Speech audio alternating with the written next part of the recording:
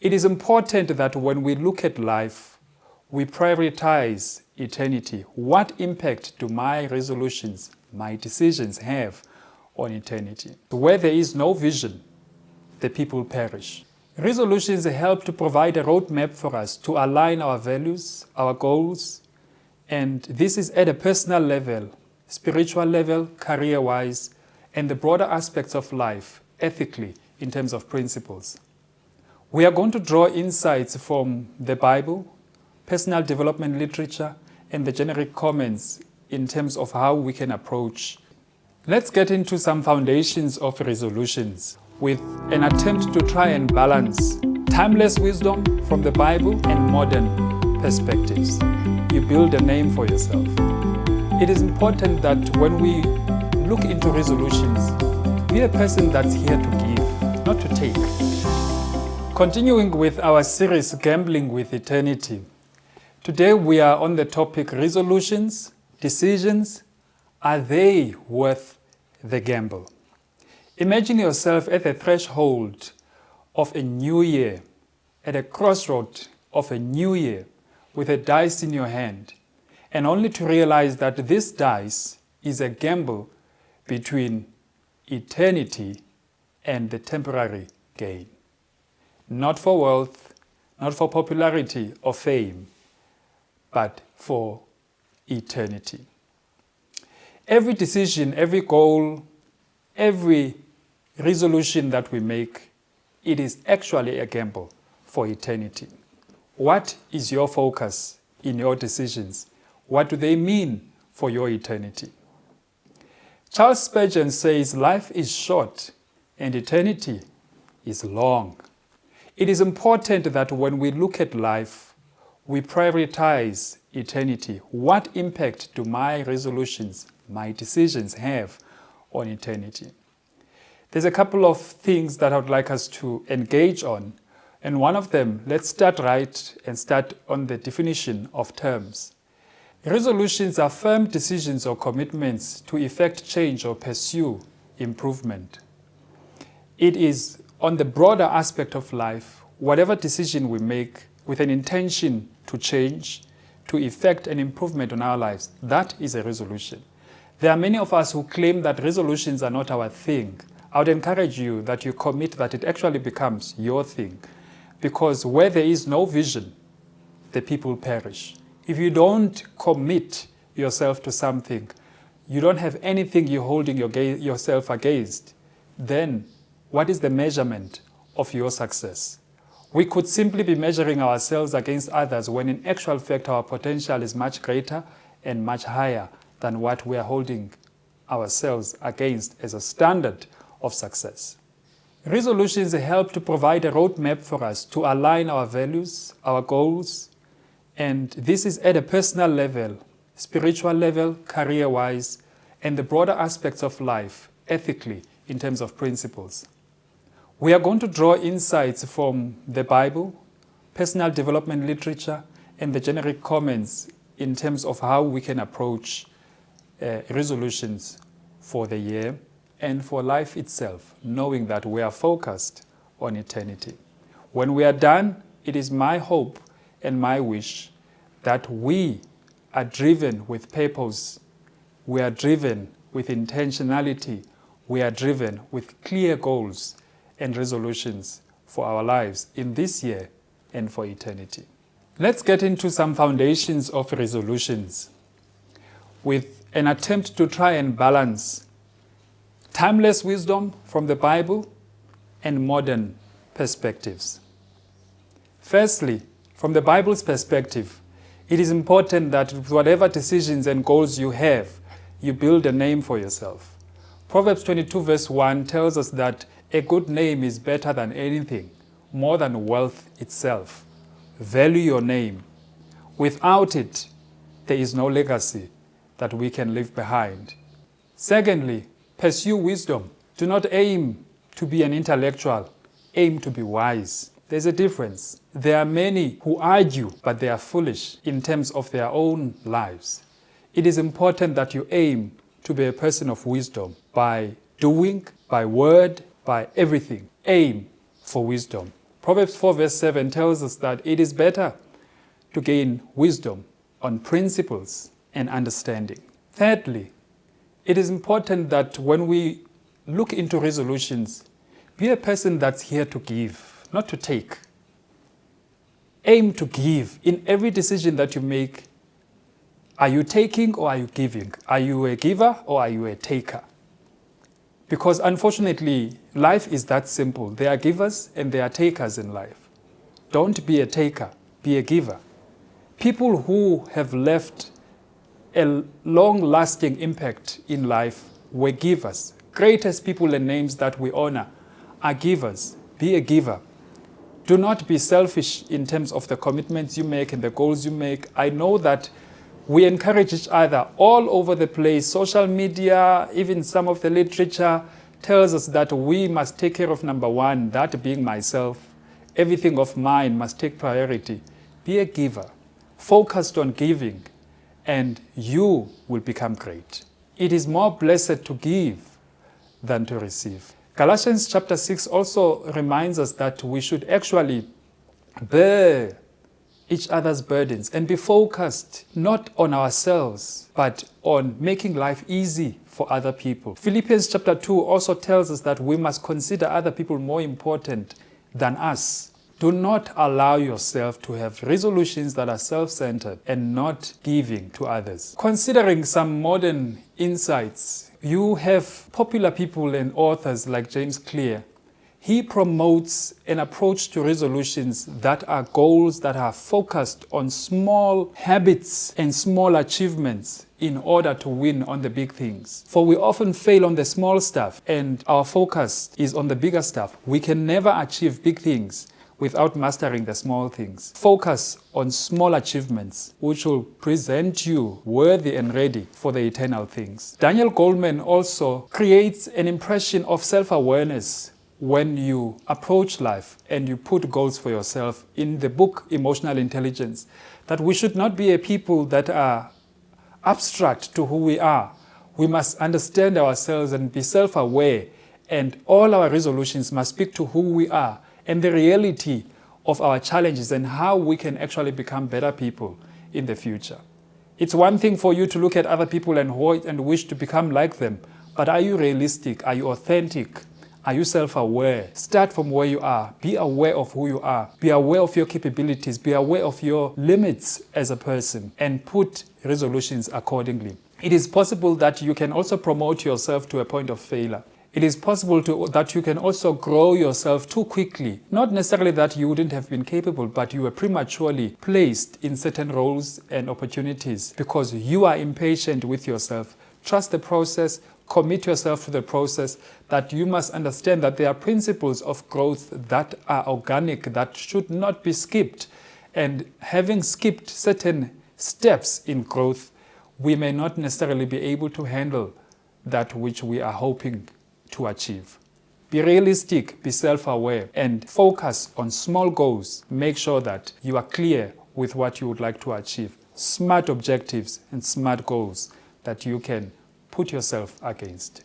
From the psychologist's perspective, consider Dr. Seligman's perspective, the PEMA model, which is a holistic approach in looking at things. In other words, you focus yourself on the positive engagement, relationships, holistically for you as an individual, the social aspects, the personal development, the emotional aspects, everything about you must be considered when you make goals and something that can be fulfilling in your life. Your life must be balanced. Do not overexpose yourself to career only.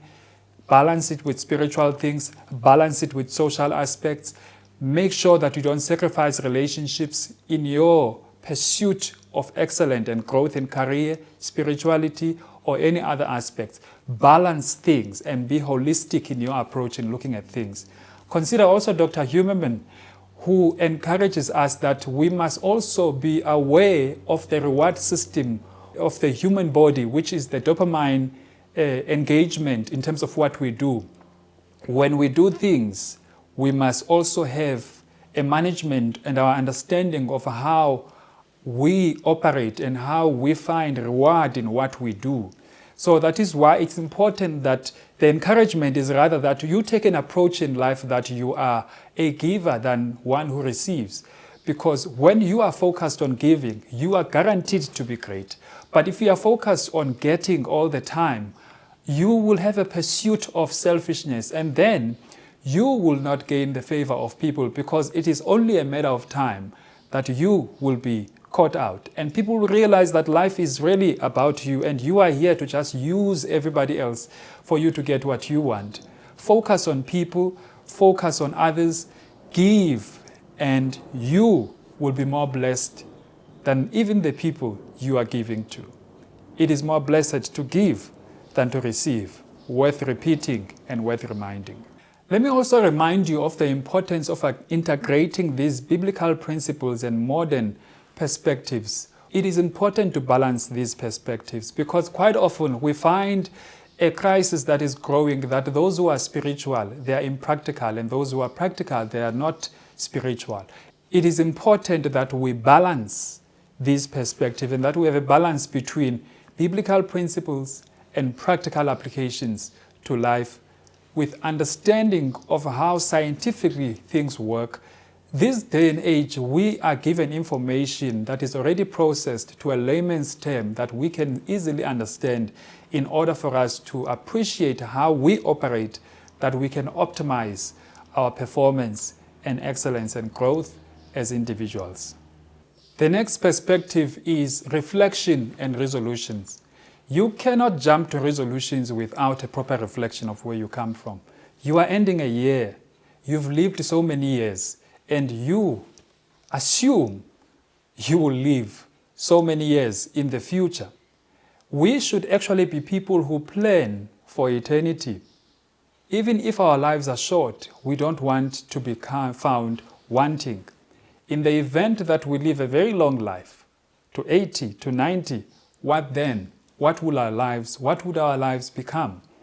We must be focused on maintaining purpose in our lives. Reflection and resolutions balanced with an intended purpose-driven life. On reflections, it's important that we reflect. Imagine yourself having written so many chapters about your life, which is up to the point at which you are at. But it's not just about that only. It's not just about looking at the burdens you've had to carry, the challenges you've had to go through, but life is also about looking at the possibilities of the new year. The book that is about your life, the chapters that are already written, you can't go back to them, you can't change anything. But yet, those chapters that are already written provide limitless opportunities for growth, limitless possibilities in terms of how we can face the new year. In other words, this is a book with new chapters, clean pages upon which we must still write and commit and aim to achieve, with encouragement and positive mindset in terms of how we can approach the year. If we fail in the mind, forget it in the practicalities of life, because this is where everything happens. If we do not purposely, intentionally decide on how we are going to run our lives, we will fail. Jim Rohn says, if you don't plan the day will run you. If you don't plan your life, the life will run you. We certainly don't want life to overtake us. We want to be in control of our lives. Yes, there are things beyond our control, but certainly we cannot be found wanting on things and matters that we could have improved. Reflection must come with gratitude. Yes, life has its burdens. Life has had its challenges. But be grateful. You are alive, aren't you? I mean, good people with purpose-driven lives have died. But look at us. We are still here, regardless of our carelessness and arguably even recklessness to certain extents. We are still here. What does God have in mind about our lives? Be grateful. Reflect with gratitude. Even for us as professionals, we quite often claim hard work to have placed us to where we are. Listen, God claims providence. He claims that He's a provider. That which we attribute and we credit to only hard work, We make a mistake if we take God out of it. God is a provider, and He has certainly provided for us through all the difficulties that we've heard and the challenges that we've heard. We may argue to say that we've lost certain things. We've lost certain cargo from our ship that we were sailing in the past year, in the past life, and it's been difficult to recover from certain losses that we've heard. But here is something that I can remind you of. You have survived. You are still here. In spite of all of those challenges, you are still here. Others did not make it. Let me even put it this way for you. There are some who live in palaces, yet they are dead. With all the things that they could have wished for, they are dead. Steve Jobs, a man of great legacy, but where is he? And yet here you are, with far less, a granule compared to what he has established, and yet life is still in you. Let us look at life and reflect with gratitude. In our reflection, to help us have resolutions and plan better, it is important that we look at life from a steward's point of view. In other words, we are entrusted with certain things. We don't own certain things. We are entrusted with certain things. Number one, life itself is a gift. It is not a right. It's a gift that comes from God. It's not something that we can claim every morning. God gives us life, and God is life, and life comes from Him. Be grateful and also know that you are a steward of that life. It has been purchased with a price, and that price, it is the blood and the life of Jesus. It's important you remember that. When you make decisions about your life, as you gamble your life for temporary things, remember that an eternal life was sacrificed for you in order for you to have access to eternity. Remember that your resources are entrusted to you. You do not own them. You are entrusted with them. Your talents, you are entrusted with them. Everything about us, we are stewards of our talents. We are stewards of time. We are stewards of resources. We are stewards even of life itself. Time is available to all of us. We all have 24 hours in the day. What we make of it depends on each and every individual, but we shall all be held accountable as stewards of all the resources that are given to us. Let me close off with a framework that I can share with you that you could perhaps consider in aligning your resolutions and what structure you can follow. There are principles that we could take even from a professional space. I am exposed to education in qualified in project management, and there are 3 constraints that are important for understanding in project management, and that is scope of the project. Number 2, that any project, to be a project, has time limitations, time within which the scope must be delivered. Number 3, any project does not come with unlimited resources. It has limited resources, budget. Even in our lives, these 3 constraints are extremely important. Approach your life as a project, for we live a life that is short. In Psalms 90 verse 12, we learn that life is short. So teach us to number our days that we may apply our hearts to wisdom. Consider what you want to achieve. What are your goals? Be clear about them, and let that be the scope of your life. Guided with boundaries of your value system, that you do not go out of those boundaries. Those are your limitations. You are limited in terms of scope and how far you can go in achieving certain things. You don't pursue career growth at whatever cost.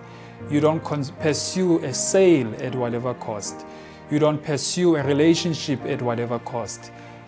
Have clear guidelines, boundaries that guide your resolutions. Your scope must be limited. It cannot be unlimited. Secondly, time-wise, when do you want to achieve these things? By when do you want to do the small things as per James Clear's suggestion? Break it up into small achievements. By when do you want to achieve small things? And Once you've achieved those small things, by when do you want to achieve the bigger things? It's important that you do so. It's important that you balance your life holistically. Do not punish yourself that you live such a miserable life. When it comes to budget, understand that you don't have unlimited resources. Limit yourself within certain amounts and certain budget. Know that your resources are limited. Even when life is going well, prepare for the difficulties and the difficult times, because they will come. Good times come, difficult times come. What determines our survival in good times is how we conduct ourselves in difficult times. What determines our success in difficult times is how we conduct ourselves in good times. That which is plenty today will be needed tomorrow. For every life has seasons. Summer comes.